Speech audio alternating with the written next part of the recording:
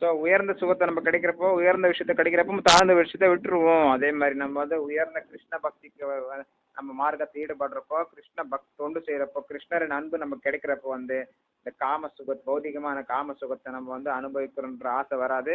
அந்த பற்றுதல் நீங்கிவிடும். கிருஷ்ண பக்தி அந்த அளவுக்கு தூய்மையானது, அந்த அளவுக்கு சக்தி வாய்ந்தது. நம்ம காம எண்ணத்தையும் அழித்துவிடும், தீய எண்ணத்தையும் அழித்துவிடும், நம் மனதை சுத்தப்படுத்தும்.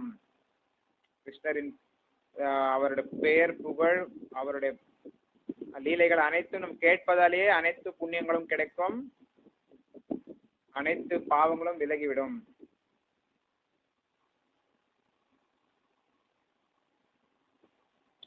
ஸோ பல்வேறு யோகிகளும் ஞான யோகிகளும் பார்த்தீங்கன்னா பல்வேறு முறைகள், அவங்களுக்கு வந்து பல்வேறு கட்டளைகள் உள்ளன.